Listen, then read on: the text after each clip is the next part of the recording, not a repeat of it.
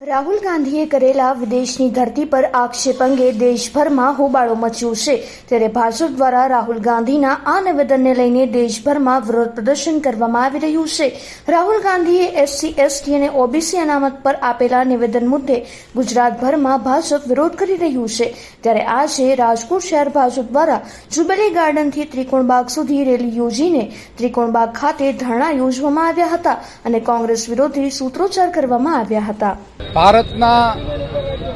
લોકસભાના વિરોધ પક્ષના નેતા અને પોતાની જાતને કોંગ્રેસના મોટા ગજાના નેતા ગણાવતા રાહુલ ગાંધીએ અમેરિકામાં જઈને જે રીતે પોતાનું દેશ વિરોધી વલણ વ્યક્ત કર્યું છે, ખાસ કરીને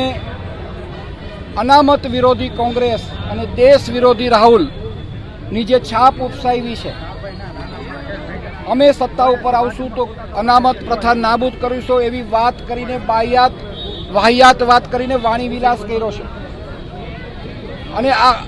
જે અનામત પ્રથાનો વર્ષોથી વંચિતોને જે લાભ મળે છે એને દૂર રાખવાનો જે પ્રયાસ કર્યો છે એના વિરોધમાં આજે અહીંયા મહાત્મા ગાંધીજીની પ્રતિમા પાસે સૌ ભારતીય જનતા પાર્ટીના કાર્યકર્તાઓ પુષ્પાંજલિ અર્પણ કરીને રેલીના સ્વરૂપમાં ત્રિકોણબાગ જવાનો છે અને ત્યાં 2 કલાકના ધરણાનો કાર્યક્રમ છે અને રાહુલ ગાંધીના આ વલણ સામે અમારો વિરોધ વ્યક્ત આજે કરવાના છે।